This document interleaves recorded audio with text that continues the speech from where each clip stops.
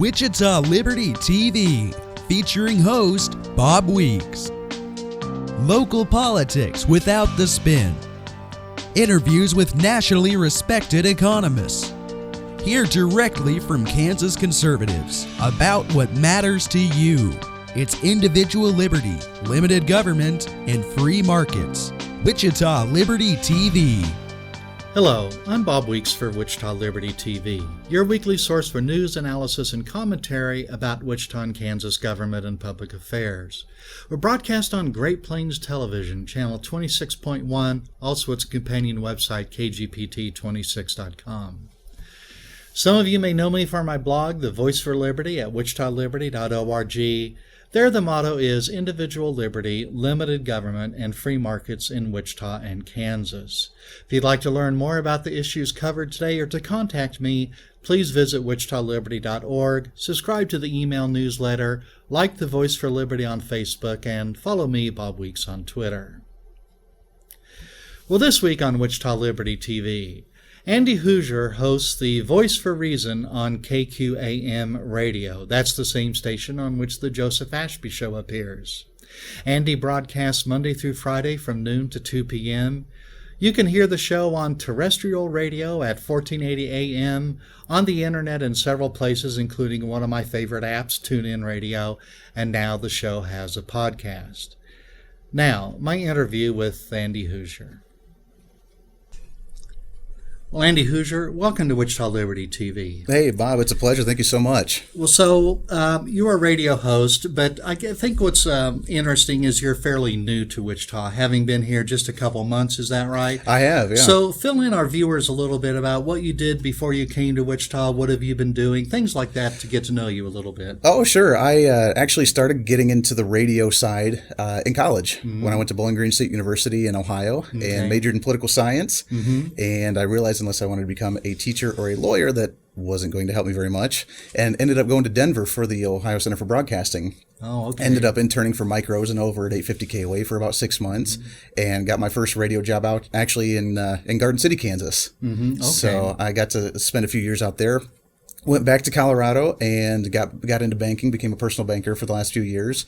I got to be more familiarized with the economic side of a policy, and then ended up coming out here about 2 months ago as an operations manager and the host of the Voice of Reason, and working for Steckline Communications out here in Wichita. And so your primary duties, or at least I think, are your show, The Voice for Reason, which is noon to 2 o'clock, Monday through Friday. Is that right? Correct. Yep. The Voice for Reason, noon to 2, Monday through Friday, is the show that I like to primarily go on. Being the program director and operations manager, I jump on some other things as well to help fill in, but that's my pride and joy there. Yeah, I know when I guest hosted Joseph Ashby, like I do from time to time, I don't know how to run all the machinery of the radio station, so you were there that day to run the machines and answer the phones and so forth like that. And since I've hosted Joseph Ashby's show many times, I should know the answer to this question, but KQAM is part of something called the Mid-America Ag Network, ag meaning agriculture. What is that exactly? It is, yeah. The Mid-America Ag Network is through Steckline Communications. It is a network that where we do news, sports, and agriculture reports all through the state of Kansas, Oklahoma, Nebraska, and even into Texas a little bit. So it's a broadcast, it's a network that broadcasts on all different stations, numerous different stations throughout all the states there to give, just regional news and agriculture reports. Right. Okay. So very good. So now on your show, The Voice for Reason, you have a Facebook page, and on that you wrote, "Let's make a difference and save our nation one millennial at a time." So first of all, could you tell us who are millennials? Because I think a lot of people hear that word and they may know that it's something to do with Gen X and baby boomers and things. But so Andy, what are millennials? Well, millennials, and first off, I hate to use that term millennial, but due to the progressive agenda and the political correctness society that we're in, we have to have some type of term categorizing people generation by generation, and we are unfortunately known as the generation of the millennials around 2000. When you say you, I mean me. I'm baby boomer still. The baby boomers, sure, yeah. But my generation is the millennials. We're just out of high school. We're college age, just post-college age, in our 20s and 30s. I mean, these are the millennials here, and I'm really scared because we're the ones that get to inherit the political mess of what's going on right now. So people up to about age 30, I mean, young adults up to about age 35 I'd say to or about so? 35, 40-ish, Okay. yeah. Anything lower than that is roughly about the generation, the millennial generation, quote unquote. Okay.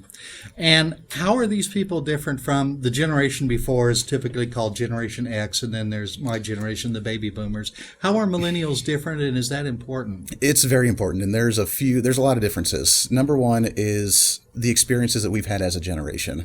The baby boomers got to experience the World War II, got to experience fascism, got to experience socialism throughout the world, and they understood what it meant, and it was very scary. The Generation X got to experience Vietnam, got to experience Korea, got to experience the Cold War, got to experience these things and understand it, and understand the fear that was socialism or big utopian type of government. Mm-hmm. My generation has not experienced that. That's why you see 40% of young adults supporting socialism or some form of socialism. That is why you see 1 in 3 students, millennials of my generation, between the ages of 25 to 35, still living at their parents' house after college because they can't find the jobs that they want.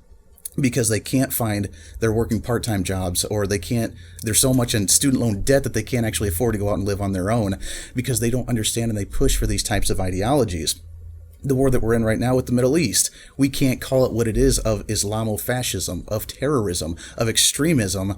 And because of that, because of the elected officials, because of the Generation X that has brainwashed us, we don't understand that it is an ideology that we're fighting, so we try to support it in the movement of progressivism. So we don't really understand it. So we've been kind of naive and blinded by these isms, whether it's fascism or socialism or progressivism, whatever it may be, because we actually end up supporting it because we've never had to deal with the fear of them. And that's what I'm really scared about. Yeah, that is interesting. I attended a lecture this summer, I think, about this, and it was brought up that for the millennials, many of them don't have a in-person memory of the terrorist attacks of 9/11 and 2001. They were either kids and not really into news and things like that. So that's just something that's in their history book, and they didn't actually watch on live TV the airplanes flying to the buildings and things like that. And even some that do remember it is me. I mean, I remembered I was in middle school at the time, and I remember it very vividly happening. But with the way the media's portrayed things, with how liberalism and progressivism has infiltrated schools with Common Core or with universities or with any of these things, it's very, very scary because now we don't even fight hey, these are the people that attacked us. Now we say it was an inside job from George Bush. It was an inside job from Republicans. It was an inside job from our own government. So now we're turning on each other rather than fighting our real enemies because we were too young to really understand what happened. And you talked about not having an understanding of, let's say, like living through the Cold War and things like that. We had a speaker here not long ago that someone asked about what's the appeal of Bernie Sanders. And they said it's not really the appeal of socialism. It's they really are into his criticism of capitalism so much. So perhaps a little bit, and he's old enough to have a historic perspective of the evils of the socialist and communist societies. But Andy, hold on to those thoughts for a minute. We're going to take a moment off for a commercial break. This is Bob Weeks for Wichita Liberty TV.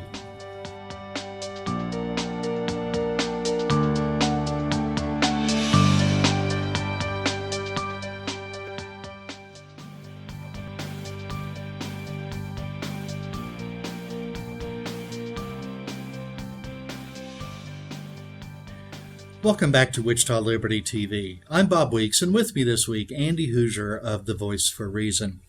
Now, Andy, as a millennial, you're on radio primarily, and I'd be tempted to say that young, hip, with it people in the age of smartphones, do they still listen to radio? Some do. Mm-hmm. Some do. I've been one of the nerds where I would, in high school, actually go out on my lunch break to go listen to Rush Limbaugh on the AM frequency. But it's few and far between. It really is. Now it's the generation of, as you said, the technology and the cell phone, which is why we're going a lot towards podcasts. Okay, that was what I was going to say. Yep, I just started with the Voice of Reason for a podcast for the show. It's on Facebook. You link it up to the websites. I'm trying to create apps, where you can actually create a Voice of Reason app on your phone to download and have all the shows right there.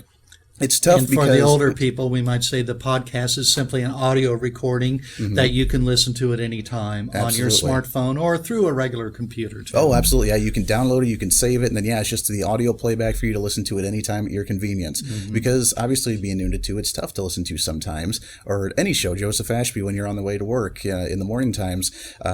sometimes it is hard, or you miss parts of it, or you only catch bits and pieces. But hey, I really like the topic that they're talking about. I really want to learn more about it. That's your opportunity to be able to listen to it at your convenience. And I notice what Joseph Ashby does from time to time is he'll have a breakout podcast. So if there's a short 5 or 10 minute segment that he wants to highlight, he can have that be a separate podcast, and people can just zoom in on that right away. So, well, very good. So, Andy, you're new to Wichita, fairly new to Wichita, and new to Kansas to some extent. What do you think of Wichita so far? You know, I love it. Even on my show, I call Wichita and even the state of Kansas as the safe haven from progressivism, because we're moving that way slower than the rest of the country. I came from a state where we've legalized the recreational marijuana and seen the devastating effects that it has on the economy, on the real estate, on the communities. I've seen these things, and it's very scary. I saw at the beginning of this year, we pushed for the constitutional carry in the state of Kansas. I'm very excited about that. So, in Wichita in itself, it reminds me actually of Colorado Springs, where I spent a lot of years, where it's got that small town feeling. It's about the same size. It's about the same size, but it's got that small town feeling. It's spread out, and it's a great, livable, wonderful community. I'm really happy to be here for it. Yeah. So, Andy, what are some of the bad effects that Colorado's been experiencing with the legalization of marijuana? Well, I tell you, Colorado Springs especially, there's two things that you'll see per square mile per capita that you won't see anywhere else, and that's tattoo parlors and pot shops. Every single street corner, you'll either see a tattoo sign, or you'll see the green plus sign, the green cross for the marijuana. And the economy, they said that they were going to use the first $40 million of it to create for educational purposes out of the tax revenue. Which pot, by the way, is taxed at like 130% tax revenue off of these things. You go into a pot shop and you can buy an ounce of pot for $300. Now that it's brought out so far in the open, it's some of the most highly addictive, highest THC levels in the world. It is the most powerful, most potent marijuana in the entire world now, because it's been so far pushed out into the public that it's been genetically modified to where the THC levels are 3 times higher than anywhere else. So now they talk about wanting to get rid of the black markets. Well, you can buy it at $300 an ounce at a store, or you can take it outside of the state and sell it for $3,000 an ounce. Because of how high the potency is, everybody wants Colorado pot. And even in Colorado, isn't there still a black market because the taxes are so high? Oh, absolutely. It's like in New York City, where the tax on cigarettes is so high. Unfortunately, the one guy who was selling loose cigarettes was, that ended up turning out badly for him. Absolutely. The black market's still there. I mean, the real estate, because now a lot of counties are starting to become grow counties, to where you can grow your marijuana in residential homes. So people are getting these permits. Well, first off, how are you going to regulate it? Because people don't have permits, are still growing it due to the 2 laws with the first, the medicinal, and then the recreational. You can grow up to like 30 plants in your home. So now, as you're trying to have a picnic, as you're trying to have a barbecue with your friends and family out in your yard, you're smelling your next door neighbor growing it in their garage and have pot right there. Is that something that you really want to see your kids be affected with? These are all part of the unintended consequences that no one thought about. So I'm going to guess that you would recommend in Kansas that we don't go down that road. I do not promote that, and it really worried me when I saw the ordinance that happened in the city of Wichita, wanting to lower the first time possession penalty to $50, because even though it's just a small minor thing, to me, and looking down the slippery slope, which I'm a big proponent of the slippery slope, it's just working towards that progressivism of eventually, well, hey, we've already limited the amount of penalty. Why even penalize them at all? Why not just legalize it? Why not to have the medical? Why not have which I see the necessary needs sometimes for medicinal, but the recreational, we've seen the devastating effects, and I don't want to see it here, because, again, this is the safe haven. Okay. All right. Well, we may disagree on that, but I do want to bring up a topic. I think it was last week or so on your show.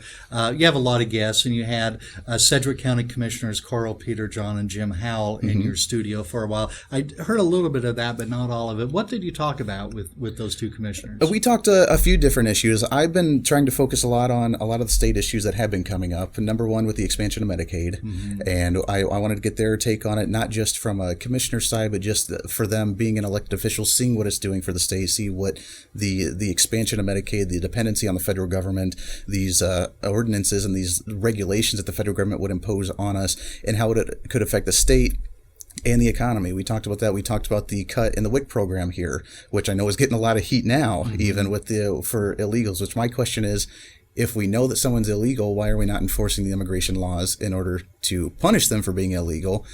And with how That's a question that I don't think I've seen discussed in, I guess, the polite society very often, like on the editorial page of the Wichita Eagle or things like that. Oh, absolutely. And I mean, with how difficult it is to go through the government process, with applying for unemployment, with applying for welfare, with applying for any of these. You would think that it would be very easy to be able to pick people out if they're illegally here, but for some reason we're having this problem and we need to crack down on it, but we're getting a lot of heat for it, which is a little worrisome. Yeah.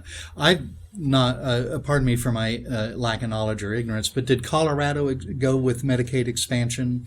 I'm not sure. I don't remember hearing about it because the big issue lately has been the marijuana. It may have slipped through. They may have increased Medicaid, but I can't be for sure. I can say that we can see the effects of it in other states like Ohio, where Governor Kasich has expanded it to where 30% of the Ohio population is dependent on Medicaid. Really? Which is very worrisome because you can even see the effects in the debate where he's afraid to do anything in his state because the federal government threatens to pull the funds and pull the money from these types of programs, which could hurt a lot of citizens now that they're fully dependent on the government. Yeah.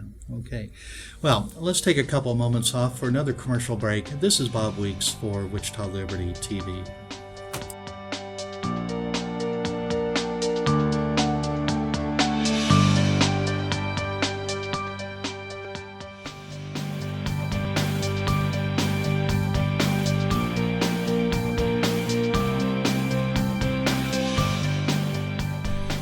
Welcome back to Wichita Liberty TV. I'm Bob Weeks, and with me this week, Andy Hooser of The Voice for a Reason.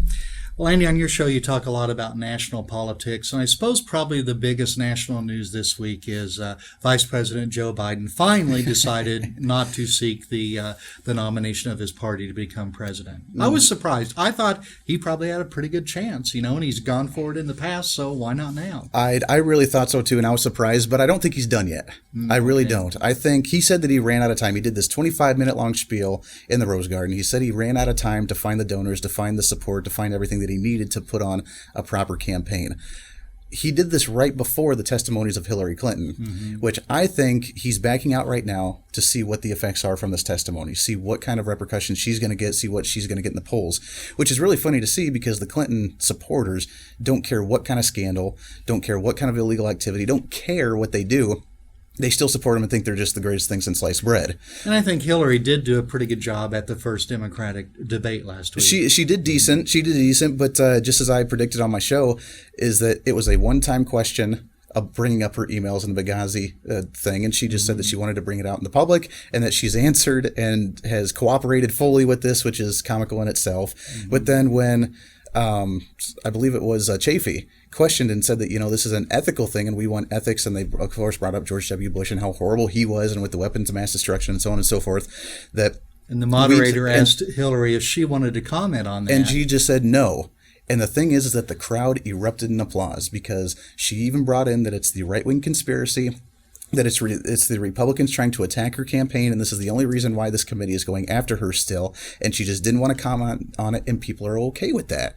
But I want to see what the effects are after the testimonies, if she does get reprimanded at some sort, because the same people that put Barack Obama into office, that was able to beat the Clinton machine back in 2008, somehow with this no-name politician of Barack Hussein Obama was able to beat her back in 2008, would have the same donors and donate and help Joe Biden get in there as soon as he announced and Barack Obama would flip that switch, would be my opinion. So I'm waiting to see if she gets affected in the polls at all, if she gets reprimanded, and then he may come back and say that, all of a sudden I got this support at last minute and the party really needs me, and he jumps in and he ends up getting the nomination. But absent some big earthquake event like that, it's pretty likely that Hillary's going to be the nominee. It's pretty likely. I mean, we've seen that Bernie Sanders is the socialist. He's the extreme part of the party, but he's got over 1 million small individual contributions to his campaign. He's getting the fanatics. He's getting massive crowds, and even my generation, again, the millennials, are moving more towards him than they are Hillary Clinton. Yeah. So he's got that support, but I still think that Hillary is going to get the nomination unless something devastating happens. Now, on the other side, though, the Republicans, I think the question of who the nominee will be is still very much up in the air, although there is a leader, Donald Trump there, but other candidates are, moving up, and there could be a lot of things happening. Do you have a particular favorite, or who do you think might end up on top on the Republicans? Well, I'm a personal fan of Ted Cruz. I always have been since the very beginning. I supported him when he was in the Senate before he even announced, and I was extremely excited that he did announce. He's been, we were so excited, the Republicans were so excited that we had this wide range of candidates in the race this time, and how this is so much better than 2008, 2012. But when you really get down and look at it, none of the candidates are really that conservative. Ted Cruz is really the only one that has a proven conservative record to fight things. He stood up and fought against Mitch McConnell on the Senate floor. He's fought on the Supreme Court 9 different times, which is the only senator that's ever done that. He's argued cases. He's argued He cases. was the Solicitor General of Texas, I think. He was, exactly. He is a constitutional genius, which is why he's my favorite, because he breaks everything back down to the Constitution. The leaders right now, Donald Trump, he's got a very sketchy record. He's got a very sketchy past. And my thought is 90% of a presidential candidate is what they've done in the past to prove that what they're saying now they're actually going to do. He's got zero substance there, even when he says he's going to do something. If I can read between the lines, you're talking about character, because, candidates say they have positions on issues, but who knows what the issues are going to be 2 or 3 or 4 years from now. Oh, absolutely. You need to go with someone who I think has the basic things that you agree with and hope that they stand true to those principles. I always say when it comes to a general election, it's party trumps person. Party trumps person, but I know I talk to a lot of libertarians, and they say that principle trumps party. But when it comes to a general election, we need to unify and be able to represent the party, because the special interests and the money behind them do primarily, generally promote the idea or the movement that we want to go towards. But the primary is the most important election that we can possibly have, because that's where we choose either the rhino establishment Republican who's been in the system for so long and continues with his agenda and just says whatever he can to get elected, like Mitch McConnell saying that he's going to overturn Obamacare, and then as soon as he gets elected says that, well, sorry, we can't shut down the government, or you have someone like Ted Cruz say, you know what, I fought against this. I have fought for the freedom of religious speech down in Houston when the mayor tried to regulate and monitor church services on Monday because they didn't want to bash any type of gay activity or anything like that.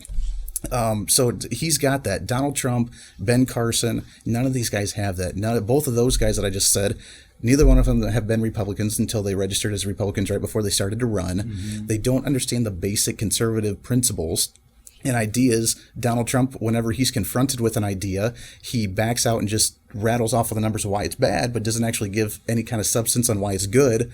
And Ben Carson, I like him as a neurosurgeon. I love his story, but he doesn't understand economics.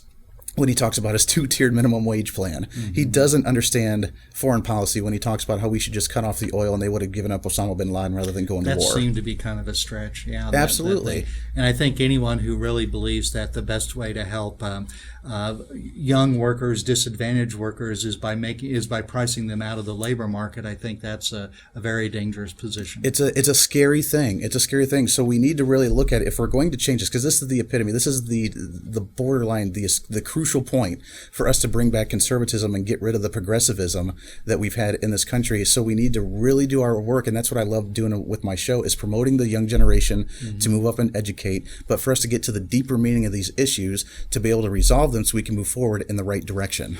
Well, I think, I've listened to your show, not every day, but quite a bit, and I think you do a pretty good job of that. And thank you. I know you definitely, but the graphic, I think we showed it earlier, the image there, and plus the music you use, I think is definitely, it has a younger vibe on it. It does. I was going to say it was like the rock and roll age, but then I thought, wait a minute, the rock and roll age was, before me even. But no, I do the edgier music, kind of like the Michael Savage or the Mark Levin type. I do the edgier metal because I'm trying to appeal to the younger crowd, because I am part of that, and I personally enjoy that music, but playing the old type of stuff is not going to appeal to the younger crowd, and we need to find a way to reach out to them. Yeah. Well, I think you're doing off to a good start there. So, Thank Andy, you. We're out of time. So, Andy Hooser, thank you for appearing on Wichita Liberty TV. It's been an honor. And that's all for this week. I'm Bob Weeks. We'll be back next week with episode number 100, believe it or not, of Wichita Liberty TV.